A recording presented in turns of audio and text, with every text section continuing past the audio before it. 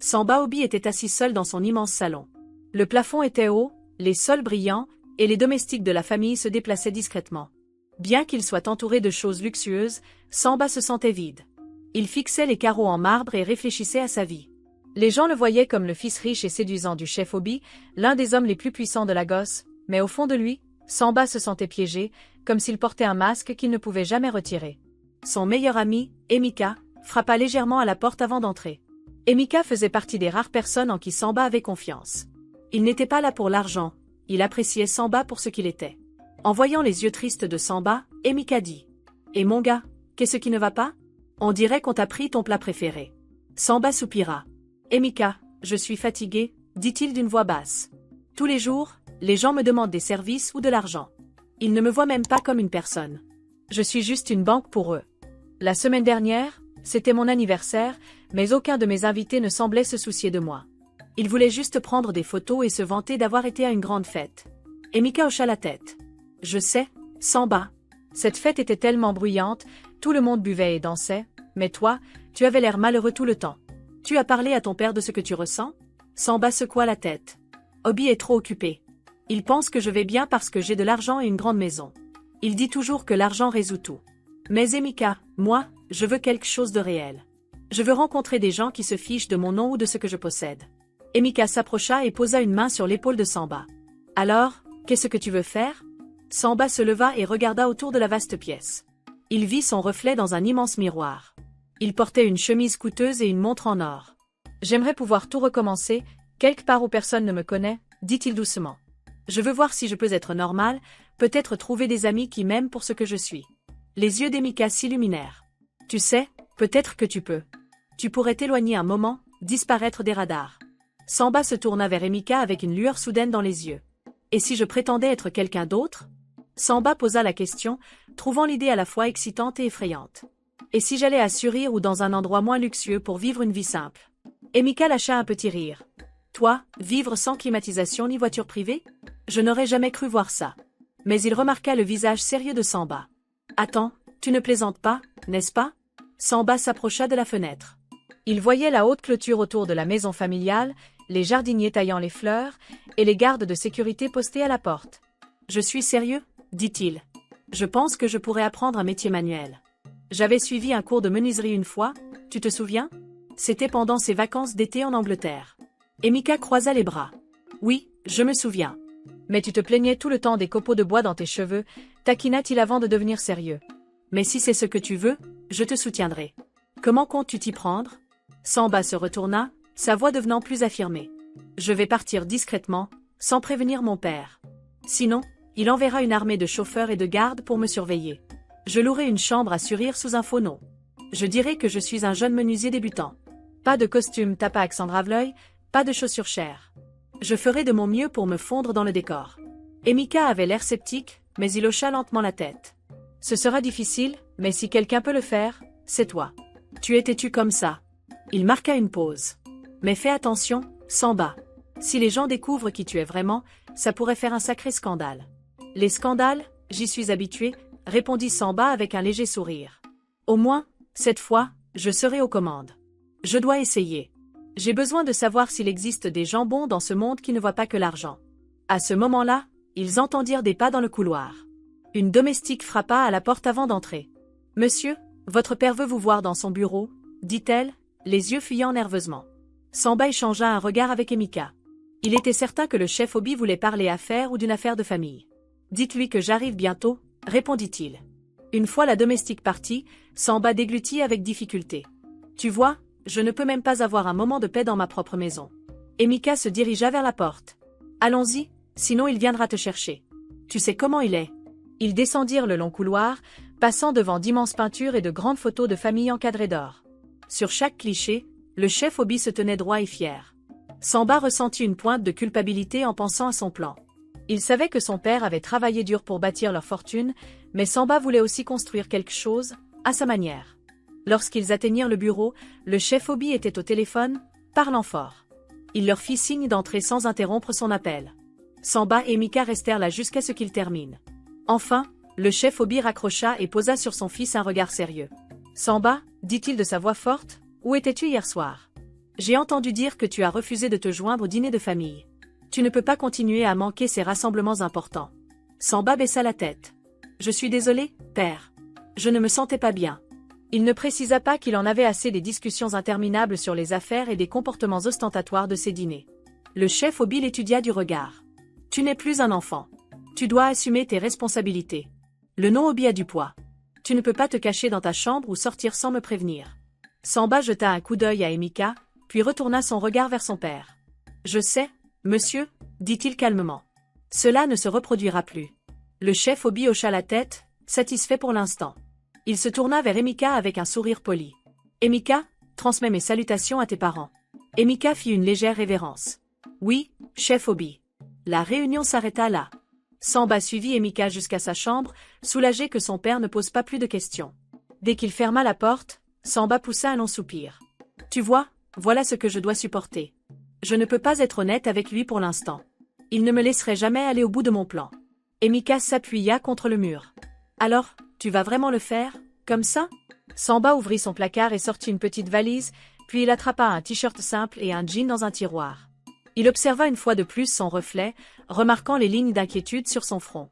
Oui, dit-il, plus pour lui-même que pour quiconque. Je partirai demain ou après-demain. Je ne prendrai que quelques affaires pour ne pas attirer l'attention. Tu es le seul à être au courant. Emika s'approcha et lui tapota doucement l'épaule. D'accord, mon frère. Je suis là pour toi. Mais fais attention. Si tu as besoin d'argent ou de quoi que ce soit, dis-le-moi. Et si ton père commence à me poser des questions, je te couvrirai du mieux que je peux. Samba lui adressa un petit sourire reconnaissant. Merci, Emika. J'apprécie. C'est quelque chose que je dois faire seul. Je veux juste trouver la paix, et peut-être même un véritable amour. Je ne peux pas le trouver dans cette grande maison. Il ferma sa valise et la posa à côté de son lit. Alors que le crépuscule tombait à l'extérieur, les lumières du manoir s'allumèrent.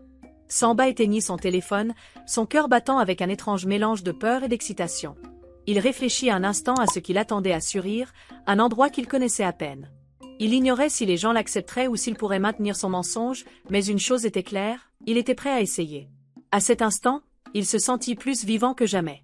Demain, murmura-t-il pour lui-même en tapotant la valise. Je vais recommencer. Il ferma fermement la porte de sa chambre, coupant ainsi le bruit des domestiques qui se déplaçaient. Dans cet espace calme, la détermination de Samba grandit. Il voulait une nouvelle vie, il voulait rencontrer quelqu'un qui se soucierait de lui, et non de son argent, et s'il devait faire semblant d'être un pauvre menuisier pour cela, il était prêt. Il était prêt à tout donner. Tôt le lendemain matin, Samba sortit discrètement de son manoir familial avec juste un petit sac. Il s'assura que personne ne le voyait. Les portes étaient encore tranquilles et les gardes à moitié endormis. Le cœur de Samba battait fort alors qu'il marchait sur la route principale. Un taxi s'arrêta et il monta dedans. Il se sentait libre et effrayé en même temps. Quand il arriva à Surir, le taxi passa devant des rangées de magasins animés et des maisons serrées les unes contre les autres.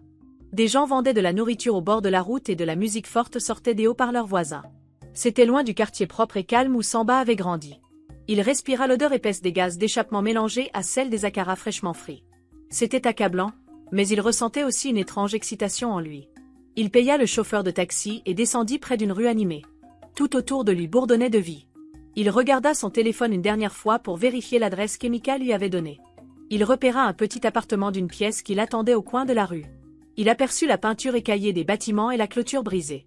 Un homme se tenait dehors avec un trousseau de clés. « Tu dois être Kola » dit l'homme en hochant la tête amicalement. Il se présenta comme Modou, le gardien. Samba força un sourire, espérant paraître comme un type ordinaire. « Oui monsieur » répondit-il calmement. « Merci de me permettre de louer cet endroit à la dernière minute. » Modou haussa les épaules. « Pas de problème, mais le courant saute parfois et le robinet ne coule pas toujours. »« Assure-toi de chercher de l'auto, » dit-il. Samba essaya de ne pas paraître décontenancé, bien qu'il n'ait jamais eu à gérer ses problèmes tout seul auparavant. Il suivit Modou à l'intérieur. La pièce était petite, avec des murs fissurés. Un ventilateur au plafond tournait lentement, émettant un bruit de grincement doux. C'était tellement différent du manoir de son père, mais Samba se rappela que c'était exactement ce qu'il voulait, un nouveau départ. Après avoir déposé son sac, il sortit pour explorer. Le soleil était chaud et le bruit des voitures ne semblait jamais s'arrêter. Il vit des enfants courir pieds nus et des gens appeler les clients. Son premier objectif était de trouver un endroit qu'il pourrait utiliser comme atelier de menuiserie. Il traversa la zone du marché bondé, où des étals en bois bordaient les routes, vendant des fruits, des vêtements et des articles ménagers. Samba repéra un petit stand vide couvert d'une vieille toile de toit. Il se tenait près d'un coin, où les gens passaient souvent. Il se renseigna et trouva la propriétaire du stand, une femme robuste à qui tout le monde donnait le nom de Mama Chichi. « Tu veux louer mon stand ?» demanda-t-elle, le regardant avec curiosité. « Tu es sûr? On ne fait pas de crédit ici. » Samba hocha la tête. « J'ai quelques économies, » répondit-il poliment. « Je veux ouvrir un atelier de menuiserie. » Mama Chichi rit un peu. « On verra, » dit-elle en lui donnant une clé. « Paye chaque semaine. Si tu ne paies pas, je te vire. » Elle ne souriait pas, alors Samba accepta rapidement.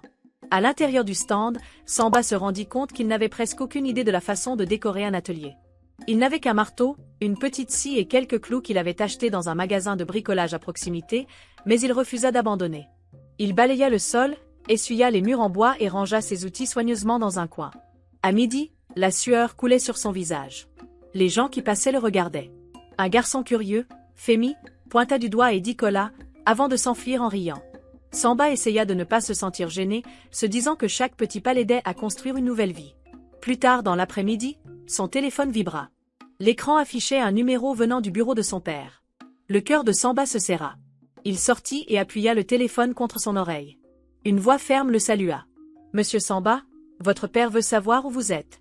Il dit qu'il y a une affaire urgente. » Samba avala difficilement, la sueur perlant sur son front. Il répondit calmement, « Je suis en retraite pour me découvrir moi-même. Dites-lui que je rappellerai bientôt. » Avant que la secrétaire ne puisse dire plus, il raccrocha, sentant une boule d'inquiétude dans sa poitrine. Il espérait pouvoir tromper les gens de son père encore un moment. À la tombée de la nuit, les lampadaires s'allumèrent. Samba décida d'acheter de la nourriture auprès d'un étal voisin.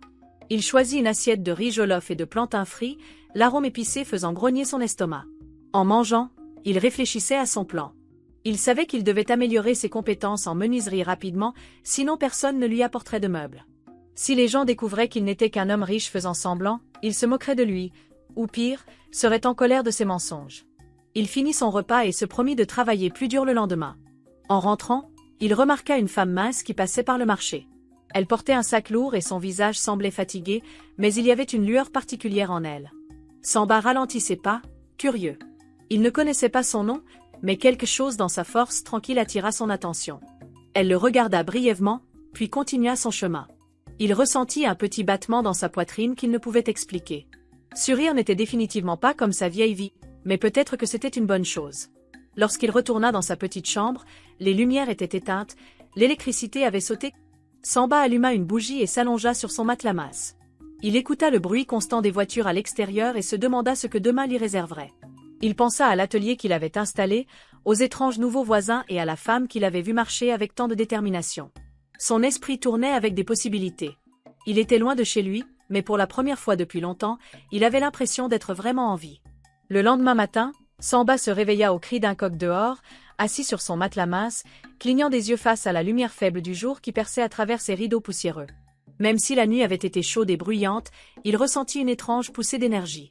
Il s'habituait encore à l'agitation de Sourire, mais au moins, il avait un objectif, faire de son atelier de menuiserie un succès. Il se lava le visage dans le petit bol d'eau qu'il avait cherché la nuit précédente, se changea en un t-shirt délavé et se dirigea dehors. Quand il arriva à son petit stand, il trouva Femi, le garçon espiègle de l'autre jour, déjà là, observant les outils. Femi leva les yeux avec un sourire. « Tu vas m'apprendre à enfoncer des clous aujourd'hui ?» Samba ne put s'empêcher de sourire. Il n'avait jamais passé beaucoup de temps avec des enfants, mais l'excitation de Femi était contagieuse. « Bien sûr, si tu promets de ne pas courir avec mes outils, » plaisanta Samba en tapotant Femi sur l'épaule. Il passa quelques minutes à lui montrer comment tenir un marteau correctement. Les yeux de Femi brillaient d'excitation. Soudain, une voix douce se fit entendre derrière eux. « Excusez-moi, est-ce ici l'atelier du menuisier ?» Samba se tourna et vit la même femme qu'il avait remarquée au marché. Son expression était timide mais déterminée. Elle portait un vieux tabouret en bois cassé sous un bras. « Oui, vous êtes au bon endroit, » dit Samba en s'avançant. « Peux-tu le réparer ?» Samba prit doucement le tabouret de ses mains. Une jambe était fêlée et le dessus semblait usé. « Je peux essayer ?» dit-il en jetant un coup d'œil à l'endroit cassé. « Je devrais peut-être remplacer la jambe ou la renforcer avec du bois neuf. » Yandé hocha la tête, écartant ses cheveux tressés de son visage. « Combien ça va coûter ?» demanda-t-elle d'une voix prudente. Samba observa son expression, il ne voulait pas l'effrayer avec un prix élevé. En vérité, il n'était pas sûr du montant à demander. Dans sa vie d'avant, il n'avait jamais eu à fixer de prix, mais maintenant il voulait être juste. Eh bien, commença-t-il lentement, cela dépendra du temps que ça me prendra, mais je promets que ce ne sera pas trop cher. Peut-être que vous pourrez me payer après que je l'ai fini, et on verra ce que ça donne. Le visage de Yandé s'adoucit un peu. Merci, dit-elle, semblant soulagée. Elle se présenta plus complètement. Je vis pas trop loin d'ici avec mon fils. Nous n'avons pas beaucoup de meubles, donc je serais vraiment reconnaissante si vous pouvez sauver ce tabouret. Samba hocha la tête. Il pouvait voir qu'elle était une personne qui prenait soin des choses et faisait de son mieux avec des ressources limitées. Il remarqua que Femi écoutait attentivement. Tante Yandé, Kolawood est un nouveau menuisier dans le coin, mais il est bon, intervint Femi avec un large sourire. Yandé sourit gentiment à Femi, puis se tourna de nouveau vers Samba. Je reviendrai plus tard dans l'après-midi pour voir si c'est prêt, si cela vous va. Samba acquiesça, promettant de faire de son mieux. Lorsqu'elle partit, il ressentit une légère chaleur dans sa poitrine. Il était attiré par sa douceur, quelque chose en elle lui rappelait l'honnêteté qu'il cherchait. Après que Yandé soit parti, Samba se mit au travail. Il retira la jambe endommagée du tabouret et mesura un morceau de bois pour la remplacer. Bien qu'il ait suivi un cours de menuiserie il y a longtemps, il était un peu rouillé. Il coupa soigneusement le nouveau morceau, vérifiant les bords jusqu'à ce qu'ils soient parfaitement alignés. Puis, il testa les autres jambes pour l'équilibre. Il lui fallut presque 2 heures pour réparer le tabouret correctement et la sueur coulait sur son front. Femi s'éloigna jouer, laissant Samba seul avec ses pensées. Tout en ponçant les bords, Samba s'imaginait ce que ce serait si quelqu'un réparait sa vie, comme il réparait ce tabouret. Pourrait-il réparer les fissures de sa propre vie en vivant ici tranquillement et honnêtement? Il se souvint du ton inquiet de la secrétaire de son père. Il savait qu'il ne tarderait pas avant que le chef Obi tente de le retrouver. Mais il repoussa cette pensée. Pour l'instant, il avait une nouvelle priorité. Surir, la menuiserie et la possibilité de rencontrer des gens bien comme Yandé. À midi, Yandé revint comme promis. Cette fois, un regard curieux dans les yeux, elle portait aussi un petit sac de cacahuètes grillées. « Je suis de retour », dit-elle calmement. « Vous avez eu de la chance avec le tabouret ?» Samba se leva, essuyant ses mains sur un chiffon. « Oui, je crois qu'il est réparé. Laissez-moi vous montrer. » Il posa le tabouret sur une surface plane de l'atelier et appuya doucement sur chaque coin. Le tabouret se tint droit. Yandé le testa également en s'asseyant délicatement. « Il ne bouge pas du tout », dit-elle d'un ton soulagé. « Merci beaucoup, Kola. Combien je vous dois ?» Samba baissa les yeux, un peu gêné de prendre son argent. « J'ai utilisé du bois de récupération, donc disons 500 francs, répondit-il en choisissant une somme modeste qu'il espérait ne pas trop l'inquiéter. Yandé hocha la tête, ouvrit son petit porte-monnaie pour lui donner l'argent, puis lui tendit les cacahuètes grillées. « Je vous ai acheté ça, dit-elle doucement, pour vous remercier. » Samba sourit, touché par sa gentillesse. Il n'était pas habitué à ce que l'on lui donne quelque chose par pure gentillesse. « Merci, dit-il en acceptant le sac. Tandis qu'elle était encore là, Yandé hésita un instant, puis parla. « En fait, j'ai un petit banc en bois à la maison qui est un peu branlant. J'aimerais que vous y jetiez un œil un de ces jours, si ça ne vous dérange pas. »« Bien sûr, » dit Samba rapidement, le cœur léger. « Je peux passer demain. Dites-moi juste où vous habitez. » Ses joues semblèrent légèrement se colorer. « C'est dans la rue, numéro 14, juste derrière l'ancien magasin, vous verrez une porte verte, » dit-elle en équilibrant soigneusement le tabouret dans ses bras. « Merci encore, » ajouta-t-elle, avant de partir avec un petit signe de la main. Lorsqu'Yandé s'éloigna, Samba aperçut Femi qui espionnait derrière un autre étal. Le garçon sourit. « Kola, tu as un nouveau client maintenant, » dit-il en remuant les sourcils de manière ludique. Samba rit. « Oui, je suppose que j'en ai un, » répondit-il. À l'intérieur, il ressentait plus que la satisfaction d'avoir un nouveau client. Il ressentait la première vraie excitation qu'il avait éprouvée depuis qu'il avait quitté son ancienne maison. Plus tard dans l'après-midi, quelques personnes s'arrêtèrent pour demander si Samba pouvait réparer leurs pieds de chaise qui étaient lâches ou leur charnière de porte cassée. Il essaya de ne pas montrer à quel point il était encore maladroit, mais chaque travail l'aidait à s'améliorer. Il réussit à gagner un peu d'argent qu'il glissa en toute sécurité dans sa poche. Ce n'était pas beaucoup, mais cela lui fit plaisir, comme s'il se tenait enfin sur ses propres pieds pour la première fois de sa vie. Le soir, le bruit du marché commença à se calmer. Alors que Samba nettoyait son espace de travail, son esprit dériva vers Yandé. Il se souvint de la force tranquille dans sa voix et de la manière calme dont elle le remercia. Il se rappela aussi comment son visage s'était illuminé lorsqu'elle avait vu le tabouret bien posé. Ce moment de gratitude pure le toucha profondément, lui faisant réaliser que toute chaleur ne vient pas du luxe, parfois elle vient de la façon dont on prend soin les uns des autres, par de petits gestes honnêtes.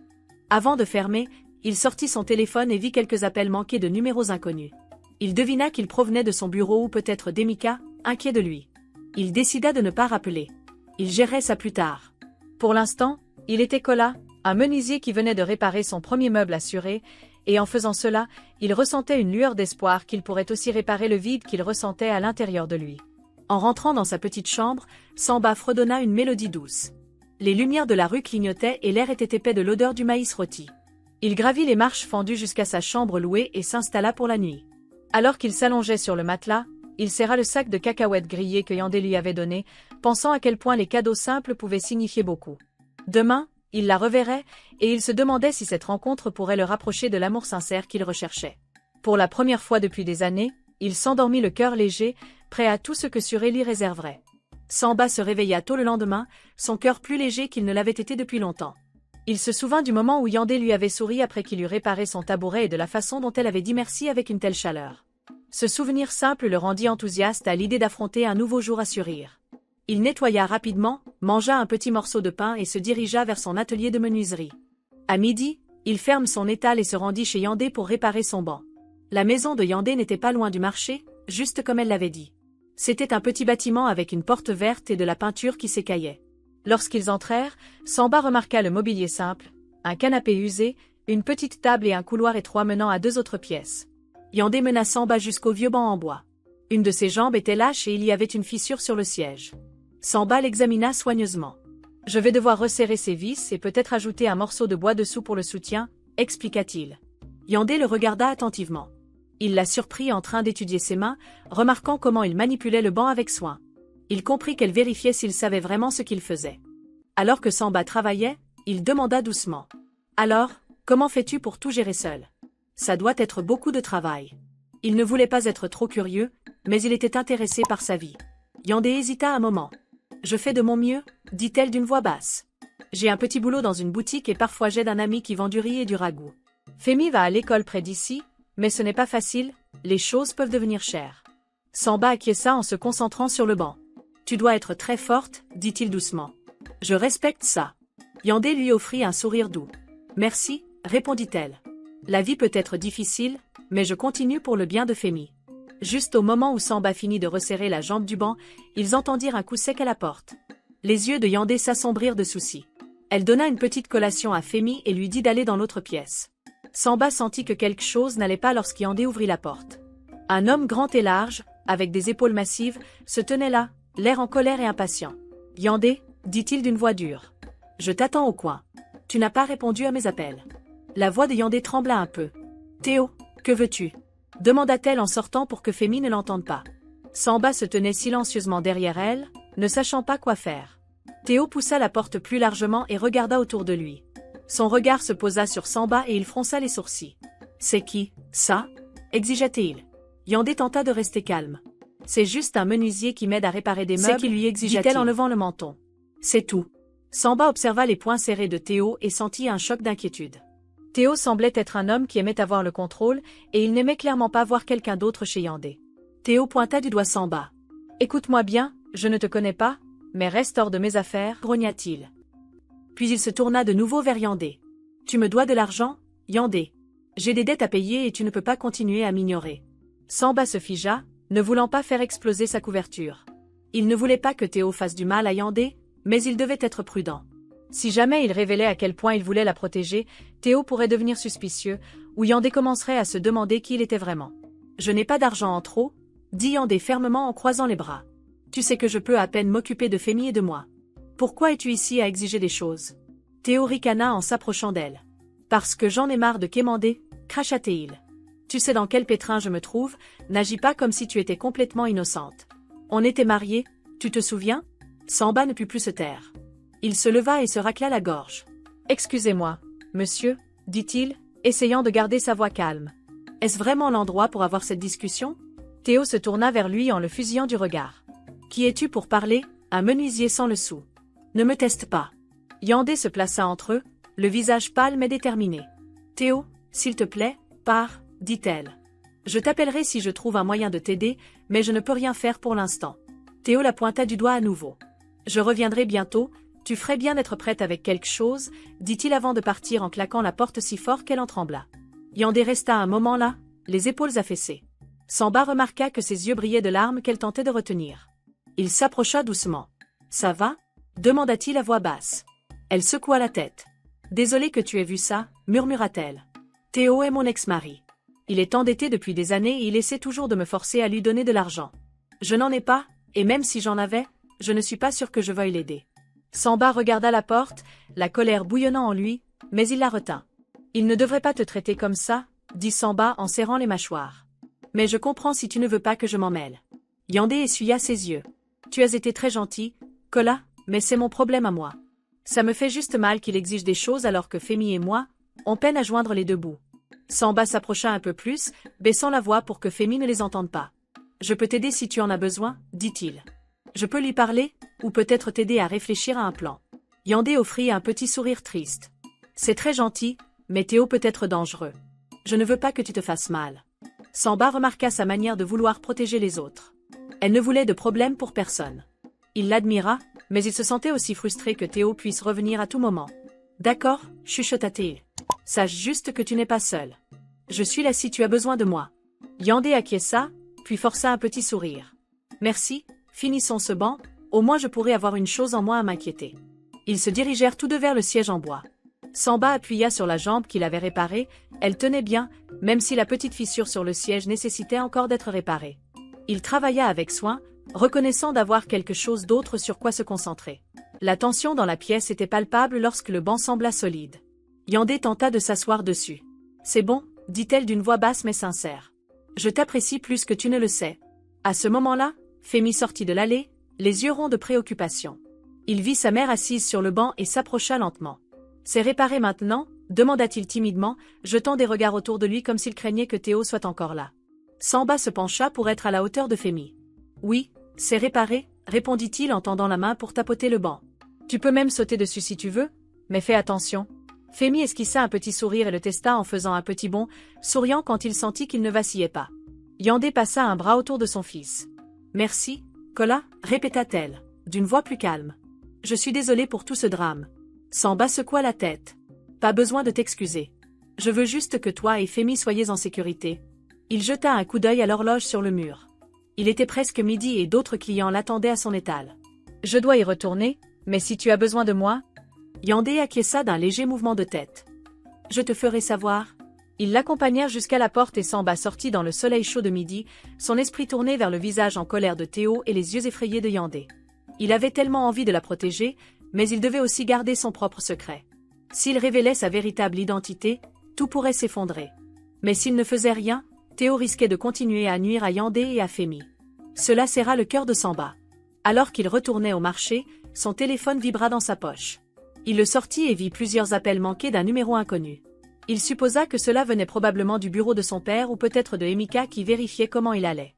Il décida de ne pas rappeler tout de suite, son esprit étant toujours sur Yandé et les ennuis auxquels elle faisait face. Lorsqu'il arriva à son atelier, même s'il avait encore du travail, l'image du regard en colère de Théo restait gravée dans son esprit. Il ouvrit son étal pour commencer à travailler, essayant de se concentrer sur la tâche suivante. Mais dans son cœur, il faisait déjà des plans. Il savait que Yandé méritait la paix. Il ne savait pas encore exactement comment l'aider, mais il trouverait une solution, même si cela signifiait cacher sa véritable identité. Il se jura silencieusement de protéger Yandé et Femi des menaces de Théo, et il espérait qu'un jour Yandé lui ferait suffisamment confiance pour lui confier davantage de sa vie. « Demain » murmura Samba en réarrangeant ses outils sur une étagère en bois. « Je verrai ce que demain apportera, mais je ne laisserai pas Yandé affronter cela seul. » Avec cette détermination, il força un sourire et se tourna pour accueillir le prochain client qui entra dans son petit atelier de menuiserie, son cœur lourd de préoccupation, mais rempli d'un nouveau sens du devoir. Le lendemain matin, Samba se réveilla en se sentant déchiré entre soulagement et inquiétude. D'un côté, les affaires dans son petit atelier de menuiserie se développaient, mais d'un autre, la menace de Théo envers Yandé persistait dans son esprit. Il s'habilla rapidement et se précipita dehors. Le soleil brillait déjà sur les rues animées. Les enfants riaient en courant autour, les commerçants appelaient les passants, et l'odeur de l'igname frite emplissait l'air. Lorsqu'il arriva à son étal, Femi était là encore une fois, sautillant d'un pied à l'autre. « Kola, je t'ai gardé ta place » dit Femi avec fierté. Samba sourit et lui tapota l'épaule. « Merci Femi, tu es mon meilleur aide. » Il ouvrit l'étal, posa ses outils sur la vieille table en bois, et vérifia s'il y avait de nouveaux travaux de réparation. Bien sûr, une chaise cassée se trouvait dans un coin avec une note attachée. « Beaucoup de gens te font confiance maintenant » dit Femi, remarquant la chaise cassée. « Ils laissent leurs affaires chez toi, Même quand tu n'es pas là. Samba hocha la tête, ressentant une petite montée de fierté. Oui, je suis content que les gens me donnent une chance. Il se souvint de comment, il y a à peine quelques jours, tout le monde le regardait avec suspicion. Maintenant, la communauté l'acceptait lentement comme leur menuisier local. Alors que Samba réparait le pied instable de la chaise, Femi l'observa attentivement. « Un jour, je veux être menuisier aussi, » dit le garçon. « Ou peut-être policier ?» Samba rit. « Les deux sont de bons choix, » répondit-il. « Je veux juste que tu suives tes rêves, Femi, mais sois prêt à travailler dur. » Femi hocha la tête, les yeux brillants, puis s'élança lorsque son ami l'appela de l'autre côté de la rue. Quelques minutes plus tard, une femme plus âgée s'approcha de l'étal. Elle portait un pagne coloré et portait un panier de tomates. « Ma voisine dit que tu es bon pour réparer les tables, » dit-elle. « Je m'appelle Maman Bose et j'ai une vieille table à la maison avec un coin cassé. Peux-tu la réparer ?» Samba acquiesça avec un sourire poli. « Oui, je peux passer cet après-midi. » Maman Bose sourit largement. « Merci, ce sont des gens comme toi dont nous avons besoin, des gens qui font un travail honnête et nous traitent bien. » Après son départ, Samba ressentit une petite lueur de bonheur. C'était très différent de sa vie passée. Avant, il avait l'habitude d'entendre des éloges vides de gens qui ne se souciaient que de sa richesse, mais ici, chaque remerciement semblait sincère. Cela lui donnait envie de continuer, peu importe à quel point le travail devenait difficile. À la mi-matinée, il décida de vérifier comment allait Yandé. Le souvenir de la colère de Théo le tourmentait. Samba ferma son étal pour un moment et se dirigea vers son appartement. Il trouva Yandé dehors, lavant des vêtements dans un petit seau, tandis que Femi se tenait à proximité, rinçant une chemise. Quand elle vit Samba, elle lui offrit un sourire doux. « Kola » dit-elle en s'essuyant le front. « Comment ça va ?»« Ça va » répondit doucement Samba. « Je voulais juste savoir si tu vas bien après ce qui s'est passé avec Théo hier. » Yandé jeta un coup d'œil à Femi, qui était occupé à tordre sa chemise, puis fit signe à Samba de s'écarter pour qu'il puisse parler en privé. « Théo n'est pas revenu depuis, » dit-elle d'une voix basse. « Mais je m'inquiète, il ne laisse généralement pas les choses en suspens aussi facilement. » Samba tendit la main et lui toucha légèrement le bras. « Je suis désolé que tu doives vivre ça, » dit-il. « S'il te dérange à nouveau, fais-le-moi savoir. Je vais essayer d'aider. » Elle essaya de sourire, bien que ses yeux trahissaient encore de la peur. « Merci, c'est agréable d'avoir quelqu'un de ton côté. » À ce moment-là, Femi s'approcha, fixant Samba curieusement. « Tu viens dedans, oncle Kola ?» demanda-t-il en tirant Samba par la main. Samba rit doucement en entendant oncle. « Peut-être plus tard, » dit-il. « Mais j'ai des clients qui m'attendent pour le moment. Je vous verrai bientôt. » Femi hocha la tête, satisfait, et retourna à son lavage. En retournant au marché, le téléphone de Samba commença à vibrer. Il regarda l'écran et remarqua que c'était Emika qui appelait. Inquiet que cela puisse être urgent, il se dirigea vers un coin calme et répondit. « Emika » chuchota Samba en gardant sa voix basse. « Tout va bien ?»« Mon pote, j'essaie de te joindre, » dit Emika, le ton sérieux. « Les gens de ton père demandent où tu es. Je leur ai dit que tu étais parti pour les affaires, mais ils ne sont pas satisfaits. Ils veulent que tu sois de retour à la maison. » La poitrine de Samba se serra. Il savait que ce jour viendrait. « Je ne reviendrai pas encore, » dit-il fermement. « Je fais quelque chose d'important ici. S'il te plaît, couvre-moi du mieux que tu peux. »« Ça va ?» répondit Emika. « Mais sois prudent. Il pourrait te retrouver à surrire et tout ça pourrait exploser, » pensa Samba en avalant difficilement. « Je vais rester vigilant, » dit-il. « Merci de m'aider. » Emika baissa la voix. « Tu es mon meilleur ami, donc je ferai ce que je peux, mais ne tarde pas trop. Tu sais comment ton père peut être. » Puis il raccrocha. Samba remit le téléphone dans sa poche, son esprit en ébullition. Il ne pouvait pas laisser le chef Obi le retrouver, pas encore, pas quand il commençait à peine à se sentir comme s'il pouvait mener une vie normale. Il retourna à son étal, forçant une expression calme au cas où Femi ou d'autres remarqueraient son inquiétude. Vers midi, Monsieur Chola, l'avocat de longue date de la famille K, appela aussi. Samba ne répondit pas immédiatement, mais les appels continuèrent, alors il finit par décrocher. « Monsieur Chola, je ne peux pas parler longtemps, » dit Samba. « Écoute attentivement, » répondit l'avocat. « Ton père est sur le point de déposer une plainte pour disparition. Il pense que tu as été kidnappé ou quelque chose comme ça. J'ai réussi à le retarder, mais tu dois agir vite. » Samba serra les dents. « Dis-lui que je vais bien, mais que j'ai besoin d'espace. Si tu peux, dis-lui que je t'ai envoyé un message, n'importe quoi pour l'empêcher de me chercher. » Monsieur Chola hésita. « Je ferai ce que je peux, mais sois prudent, jeune maître. »« Je ne suis pas un maître ici, » dit Samba doucement. Puis il raccrocha, sentant ce tiraillement familier de culpabilité pour avoir menti, mais déterminé à garder son secret encore un peu plus longtemps. Il tenta de chasser son anxiété en se concentrant sur son travail de menuiserie. Il travailla sur la chaise cassée, ponçant soigneusement les bords rugueux et enfonçant de nouveaux clous. Finalement, Femi revint, impatient d'en savoir plus. Samba montra au garçon comment mesurer les morceaux de bois avec précision. Femi se pencha en avant, observant chaque mouvement. « Waouh, tu fais ça tellement facilement », dit Femi avec admiration. Samba força un petit rire. « Ça prend juste de la pratique », dit-il en tendant à Femi un mètre ruban. « Continue d'apprendre et tu deviendras encore meilleur que moi un jour. » 1 heure plus tard, Yandé s'arrêta à l'étal, les yeux s'illuminant en voyant Samba enseigner à Femi. « Il est tellement heureux », remarqua-t-elle en souriant au garçon. « C'est agréable de le voir intéressé par quelque chose. » Samba hocha la tête en s'essuyant le front. « Femi est intelligent, il apprend vite. » Puis il offrit à Yandé une petite chaise pour s'asseoir. « Comment tu tiens le coup ?» demanda-t-il, baissant la voix. « Ça va ?» répondit-elle. « Je voulais juste te remercier d'être là hier, ça compte beaucoup pour moi. » Elle jeta un coup d'œil autour d'elle pour s'assurer que personne n'écoutait. « Je sais que tu ne veux pas de problème, mais tu t'es quand même tenu à mes côtés. » Samba haussait les épaules, prétendant que ce n'était pas grand-chose. Je ne pouvais pas rester silencieux quand Théo agissait comme ça. Puis il ajouta. « En tout cas, comment puis-je arranger les choses pour toi aujourd'hui ?»« Je t'ai apporté de la nourriture, » dit-elle. « Du riz jollof avec du poisson frit. Je l'ai préparé ce matin. » Les yeux de Samba s'agrandirent. « C'est tellement gentil de ta part, merci Andé, » dit-il, ressentant une chaleur se répandre dans sa poitrine. Il n'avait pas mangé de repas maison comme celui-ci depuis un moment. « Ça a l'air délicieux, » ajouta-t-il en ouvrant légèrement le couvercle pour sentir le riz épicé. Yandé semblait ravi. « Tu as tellement travaillé dur et je voulais faire quelque chose de gentil. » À ce moment-là, Femi intervint. « Tati Yandé, est-ce que je peux goûter aussi ?» Samba et Yandé rirent, et Yandé lui donna une petite cuillère de riz. Le visage de Femi s'éclaira. « Miam !» s'écria-t-il en sautillant sur place. Le moment agréable fut interrompu lorsqu'un homme plus âgé du stand voisin se pencha. « Kola, tu as un autre client qui t'attend » appela-t-il en pointant une femme qui se tenait à quelques mètres. Samba soupira mais lança un regard reconnaissant à Yandé. « Merci encore pour la nourriture, » dit-il. « Je la mangerai dès que j'aurai fini ici. » Elle acquiesça. « Je vais te laisser travailler. Prends soin de toi, Kola. » Elle fit un signe de la main à Femi et s'éloigna, disparaissant dans la foule.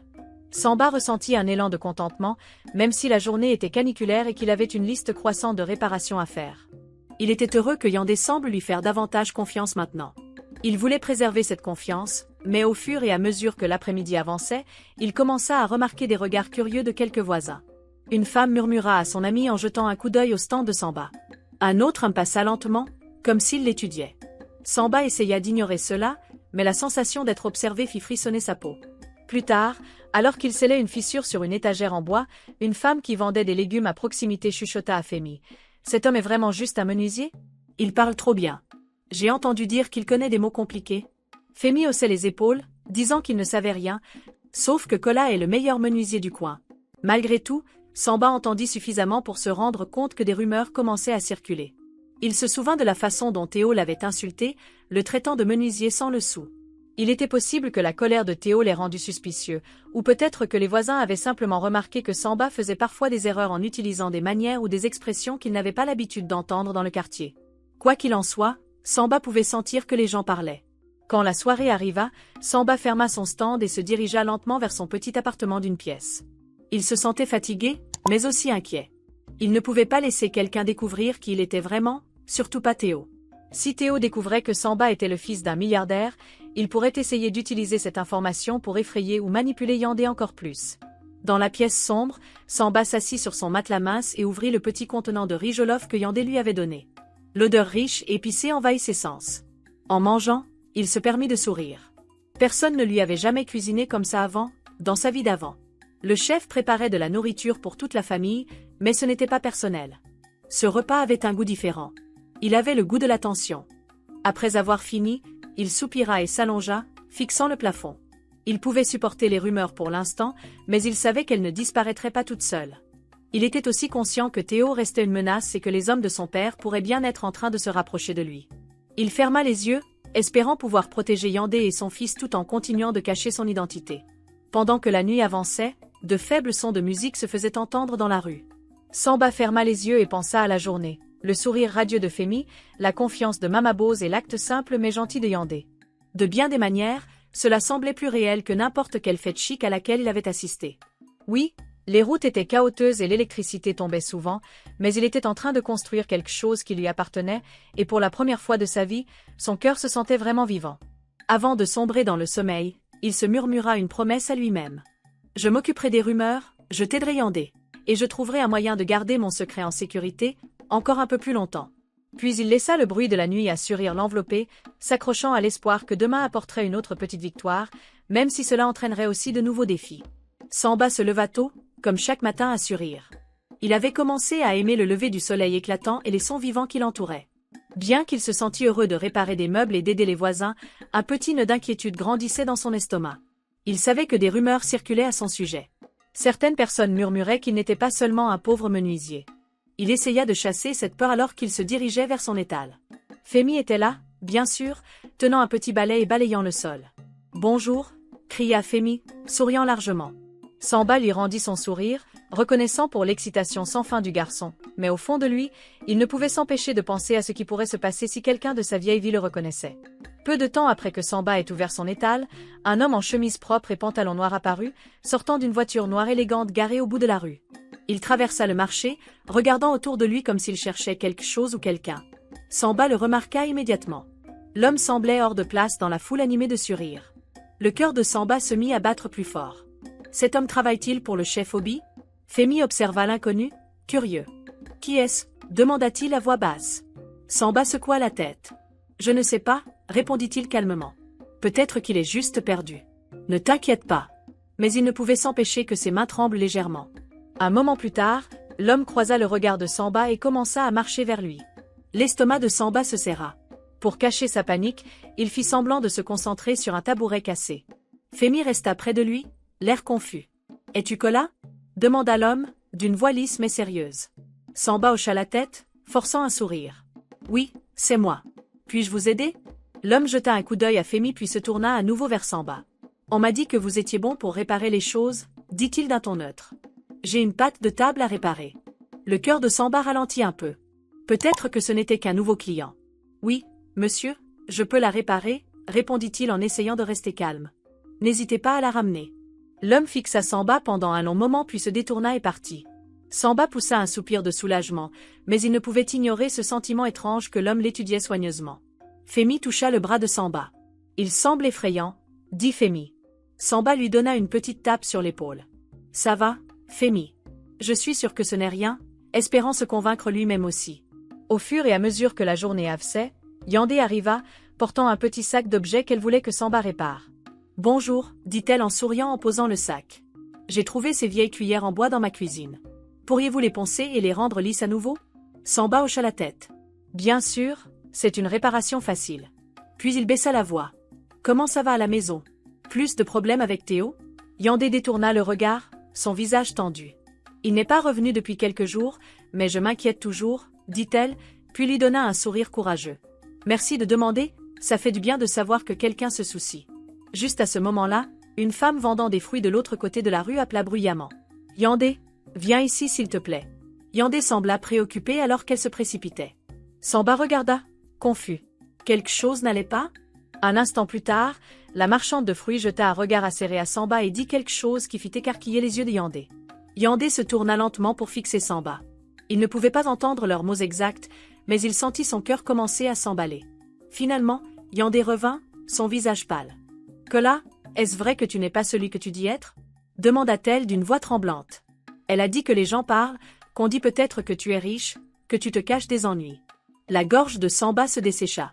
Il essaya de garder sa voix stable. « Je ne t'ai jamais dit quoi que ce soit de faux à propos de mon travail. Je suis menuisier ici. Je veux une vie honnête. » Yandé cligna des yeux, essayant de comprendre ses mots. « Mais viens-tu d'une famille riche ?»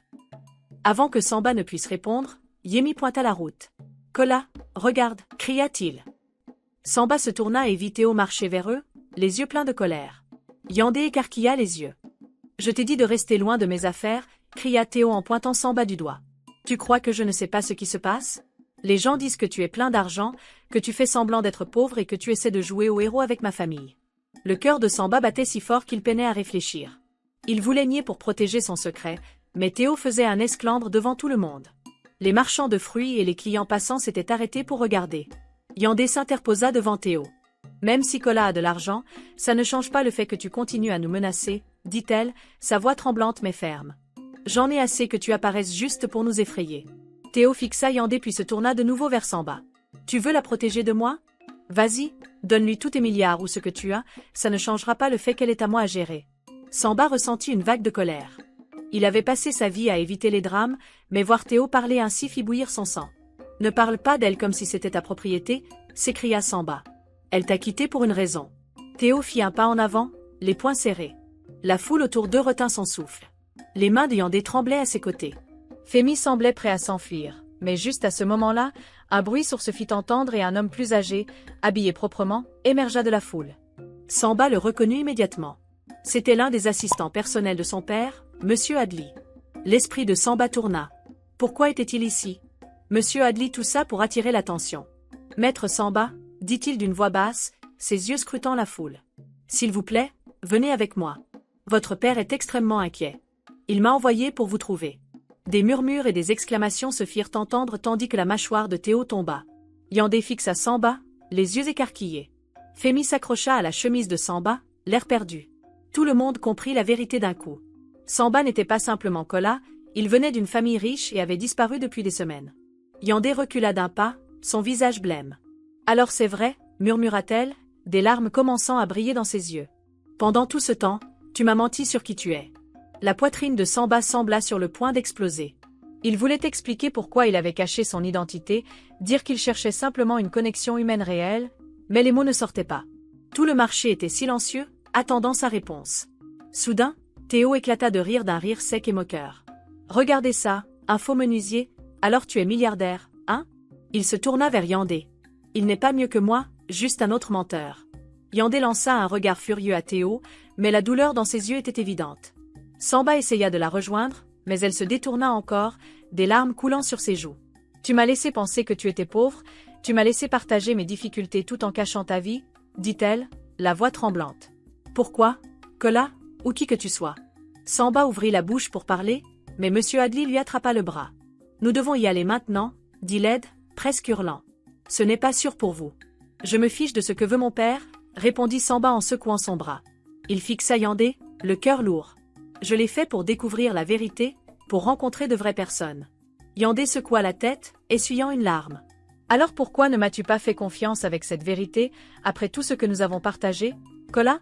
Sa voix se brisa sur son nom, ce qui fit se tordre le cœur de Samba. « Tu mens tous les jours. » Avant que Samba ne puisse répondre, Théo se précipita en avant, pointant un doigt accusateur. « Sors d'ici, garçon riche. » Il cria. « Ne t'approche plus de Yandé, tu as déjà causé assez de dégâts. » La foule commença à murmurer, certains secouant la tête en signe de désapprobation, d'autres simplement choqués.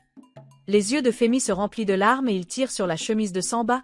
« Kola, tu pars. » Samba s'agenouilla et serra le garçon dans ses bras. « Femi, je suis tellement désolé. » murmura-t-il, la voix lourde d'émotion. « Je n'ai jamais voulu vous faire de mal. » À ce moment-là, Monsieur Adel fit un signe de tête au chauffeur qui démarre le moteur de la voiture noire. Samba sentit tout s'effondrer autour de lui. Il voulait rester, réparer les choses, mais le poids de ses mensonges l'écrasait. La foule du marché se sépara tandis qu'il se levait lentement et reculait. Yandé était là, les yeux remplis de douleur et de confusion. Théo les regarda tous les deux, avec un sourire satisfait. Samba jeta un dernier regard à Yandé, désirant lui dire qu'il tenait réellement à elle et à Femi, mais il vit la trahison dans ses yeux et cela le brisa. Il se tourna et suivit Monsieur Adel à travers les spectateurs stupéfaits. Les pleurs de Yemi résonnaient derrière lui, mêlés aux sanglots silencieux de Yandé. Théo cria quelque chose de cruel, mais Samba l'entendit à peine, noyé dans le bruit de son propre cœur battant. Le chauffeur ouvrit la porte de la voiture et Samba se glissa à l'intérieur. Alors que la voiture s'éloignait, il regarda par la fenêtre. Les rues de Surir se floutaient avec la couleur et la vie, une vie qu'il pourrait ne jamais vivre de la même manière. Il était venu ici à la recherche de l'amour véritable et de vraies amitiés. Maintenant, il partait le cœur brisé et avec la douloureuse vérité que chaque mensonge a un prix. Dans le rétroviseur, Samba aperçut un dernier regard de Yandé, debout près de son étal abandonné de menuiserie. Ses épaules tremblaient et le tabouret qu'il avait réparé pour elle était renversé par terre. Toby était à ses côtés, les larmes aux yeux, et Théo se tenait prêt à fondre sur eux avec de nouvelles exigences. La voiture fit un virage et ils disparurent de la vue. Samba appuya son front contre la vitre froide.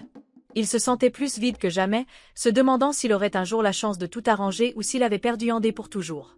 Lorsqu'il ferma les yeux, une dernière pensée résonna dans son esprit, que va-t-il se passer maintenant? Samba fixa la fenêtre de la voiture, à peine entendant le bavardage constant de M. Adel sur l'inquiétude du chef Obi. Les routes de Lagos défilaient à grande vitesse, mais son esprit était bloqué à Surir. Il revoyait le visage en larmes de Yandé, l'expression blessée de Toby et le sourire suffisant de Théo. Chaque souvenir semblait être une lourde pierre dans sa poitrine. Lorsqu'ils arrivèrent devant les immenses portes de son manoir familial à Lagos, Samba ne ressentit aucun soulagement. En fait, la vue des hautes murailles et des gardes de sécurité ne lui rappelait que la prison qu'il avait un jour appelée chez lui. Le chef Obi se tenait à l'entrée, l'air sévère. Dès que Samba sortit de la voiture, la voix de son père tonna. « Samba, que signifie cela? Tu as disparu et tu as inquiété tout le monde. » Samba ne cligna même pas des yeux, trop épuisé pour discuter. « Père, j'avais juste besoin d'espace, j'en avais marre de vivre comme une marionnette, » dit-il doucement. « J'ai trouvé des gens qui me voyaient comme une personne, pas seulement comme ton fils. » Le chef Obi grimaça. « C'est des bêtises. Tu sais combien de dégâts cela peut causer à notre nom? Tu appartiens ici, pas dans un marché en ruine. » La colère monta dans la poitrine de Samba. Il pensa aux luttes de Yandé, aux rêves de Yemi et aux vraies amitiés qu'il avait créées. « Tu ne comprends pas, père, » dit-il, la voix tremblante d'émotion. « J'ai trouvé quelque chose là-bas, des connexions réelles, mais je les ai perdues parce que je n'ai pas été honnête. » Le chef Obi agita la main pour balayer les paroles de Samba. « Nous allons arranger cela. Nous dirons aux médias que tu étais parti pour des affaires familiales importantes. Maintenant va te laver et agis comme un véritable Obi. » Samba marcha à l'intérieur, comme un robot, chaque pas semblant plus lourd. Les sols brillants et les grands lustres du manoir semblaient froids. Il continuait de voir les yeux de Yandé remplis de tristesse lorsqu'elle apprit qui il était vraiment. Il ne pouvait pas vivre avec lui-même s'il laissait les choses ainsi. Cette nuit-là, Samba se verrouilla dans sa vieille chambre, ignorant les nombreux appels des amis et de la famille curieux. Il pensa à Yandé et à Femi, aux menaces de Théo et à la façon dont tout le monde à Surir le voyait désormais comme un menteur. Après des heures de réflexion, il prit une décision. Il prit son téléphone et appela M. Chola, l'avocat de la famille qui avait toujours été bienveillant avec lui. « Monsieur Chola, j'ai besoin de votre aide, » dit Samba doucement, jetant un coup d'œil à la porte pour s'assurer que personne n'écoutait. « Je veux que vous régliez les dettes de Théo. Peu importe le montant, mais faites-le d'une manière qui protège Yandé. Elle ne peut pas savoir que cela vient de moi. » Monsieur Chola hésita. « Maître Samba, c'est risqué. Si votre père découvre cela. »« Je m'en fiche, » coupa Samba. « Je ne laisserai pas Théo continuer à l'harceler. S'il vous plaît, aidez-moi à faire cela discrètement. » Il y eut une courte pause, puis Monsieur Chola soupira. « Très bien, je m'en occupe. » Le lendemain matin, Samba s'habilla simplement à nouveau. Il dit à son père qu'il avait des courses à faire, mais le chef Obi lui lança un regard suspicieux. Samba se faufila dehors avant que d'autres questions n'arrivent. Il devait voir Yandé une dernière fois, quel qu'en soit le prix. Lorsqu'il arriva à Surir, il gara sa voiture loin du marché pour ne pas attirer l'attention. Le cœur battant, il se rendit à l'appartement de Yandé. La porte verte était bien fermée et il pouvait entendre des voix faibles à l'intérieur. Les mains tremblantes, il frappa. Femi ouvrit la porte à moitié. Elle eut un sursaut en voyant Samba, puis la referma rapidement. Le cœur de Samba s'effondra. Il resta là quelques secondes longues, incertain de savoir si Yandé le laisserait même entrer. Finalement, la porte s'ouvrit à nouveau. Yandé le regarda avec les yeux rouges et gonflés. « Kola commença-t-elle.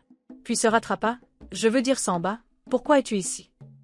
Il avala difficilement. « Je devais te voir. » Il murmura. « Je suis désolé, j'ai menti sur qui je suis. Je voulais seulement trouver quelqu'un qui se soucie de moi pour moi, et non pour mon nom de famille. » Le regard de Yandé vacilla de douleur. « Tu penses que ton mensonge ne m'a pas fait mal ?» demanda-t-elle, sa voix tremblante. « Je me suis ouverte à toi sur mes problèmes, je t'ai fait confiance, mais tu ne m'as jamais fait assez confiance pour me dire ta vérité. » Les yeux de Samba se remplirent de larmes. « J'avais peur, avoua-t-il. Chaque femme que j'ai rencontrée ne voulait que mon argent. Je pensais que si tu savais, je ne saurais jamais si tu te souciais vraiment de moi. » Un silence lourd remplit l'espace exigu. Femi jeta un coup d'œil derrière la jupe de sa mère, les larmes aux yeux aussi. « Tu nous as laissés, » dit-il d'une voix tremblante. Samba se baissa pour regarder Femi. « Je suis désolé, » dit-il. « J'aimerais pouvoir réparer les choses comme je répare des meubles, mais ce n'est pas aussi simple. » Yandé détourna le regard, les larmes coulant sur ses joues. « Théo cause encore des ennuis, » dit-elle enfin. « Il est en colère, mais il a arrêté de demander de l'argent tout à coup. Je ne sais pas pourquoi. » Samba prit doucement sa main. « J'ai demandé à quelqu'un de l'aider avec ses dettes. Il ne te dérangera plus, je te le promets. » Les yeux de Yandé s'écarquillèrent de choc, et sa voix vacilla. « Tu as fait ça pour moi ?» Samba hocha la tête, la gorge serrée. « Oui, parce que je… » Il s'arrêta, la peur le serrant, puis il parla d'une voix rauque. « Parce que je me soucie vraiment de toi et de Femi, et je suis prêt à affronter toute la culpabilité pour ce que j'ai fait de mal. » À ce moment-là, des pas se firent entendre derrière eux. Samba se retourna et se figea. Au bout du couloir se tenait Théo, les poings serrés, le visage brûlant de rage. « Tu penses pouvoir m'acheter et prétendre être le héros ?» rugit Théo. « Je ne pars pas tant que je n'en ai pas plus. » Yandé écarquilla les yeux, et Femi se blottit contre elle. Samba s'avança, le cœur battant. Théo se jeta sur lui, les poings balançant sauvagement. Samba bloqua le coup, mais ils trébuchèrent tous les deux en arrière. Yandé hurla. Femi cria. Le bruit résonna dans le petit couloir. Juste à ce moment-là, des voisins accoururent en criant à Théo de s'arrêter. La tension dans l'air était aussi épaisse qu'une tempête prête à éclater. Et en cette fraction de seconde, Samba comprit que les choses ne seraient plus jamais les mêmes. S'il survivait à ce combat, son secret serait découvert et ses sentiments ouverts à tous. Leur monde avait changé à jamais, mais cela les rapprocherait-il ou les séparerait-il?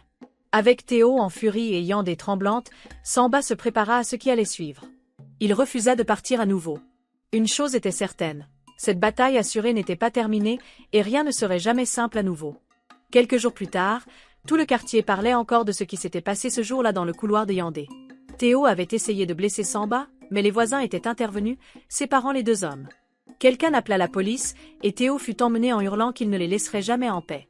Samba avait une coupure au bras, mais il se souciait plus de la douleur dans les yeux de Yandé. Il resta à Surir un peu plus longtemps, attendant de voir si elle lui parlerait. Femi garda ses distances aussi, incertain de savoir si Samba était un ami ou un ennemi. Samba se sentait comme si son cœur se déchirait en deux. Une partie de lui voulait courir vers le manoir de son père et ne plus jamais affronter cette douleur, mais une autre partie lui murmurait qu'il devait dire la vérité à Yandé encore et encore, jusqu'à ce qu'elle croie qu'il se souciait vraiment d'elle. Tard dans la soirée, il rassembla son courage et frappa à la porte de Yandé. Elle l'ouvrit lentement, ne montrant que sa tête. Ses yeux semblaient fatigués, comme si elle n'avait pas bien dormi. Femi se tenait derrière elle, agrippant sa jupe. « Samba, dit-elle d'une voix basse. Que veux-tu » Il avala difficilement. « Je pars demain » commença-t-il en forçant des mots stables. « Mon père a besoin de moi et je ne peux plus lui mentir, mais je ne pouvais pas partir sans te voir une dernière fois. » Yandé ne dit rien, ses doigts tremblants sur la poignée de la porte. Femi leva les yeux, la curiosité dans les yeux. « Je sais que j'ai gâché les choses » continua Samba, la gorge serrée. « Tu n'as aucune raison de me faire confiance à nouveau, mais tout ce que j'ai ressenti ici, à Surir, c'était réel. Toi et Femi m'avez fait voir qu'une vie simple peut être remplie d'amour et de chaleur. J'aimerais pouvoir réparer les dégâts que j'ai causés. » Une larme glissa sur la joue de Yandé, puis elle murmura « Pourquoi ne pas m'avoir dit la vérité dès le début ?» Samba baissa les épaules. « J'avais peur, chuchota-t-il. J'avais peur que tu me voies comme un autre homme avec de l'argent et non comme Kola. Je ne savais pas comment arrêter de faire semblant une fois que je tenais à toi. » Un silence s'installa entre eux. Puis lentement, Yandé ouvrit un peu plus la porte. Femi fit un petit pas en avant, l'espoir brillant dans ses yeux, mais aucun d'eux ne prononça un mot de pardon. Samba se sentit déchiré, ne sachant pas s'il y avait un chemin à suivre. Enfin, Yandé parla de nouveau, la voix tremblante. « Tu devrais partir, dit-elle. Peut-être que, quand tout sera plus calme, nous pourrons parler. Mais pas maintenant. » Samba hocha la tête, les larmes brûlant dans ses propres yeux. Samba fit un pas en arrière, le cœur lourd. Il regarda une dernière fois Femi et Yandé avant de murmurer « Prenez soin de vous. » Puis, il tourna les talons et partit. Les rues de Surir semblaient plus sombres ce soir-là, comme si elles reflétaient le poids de ses émotions.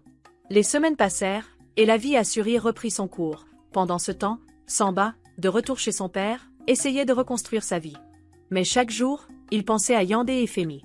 Le souvenir de leur regard ne le quittait pas.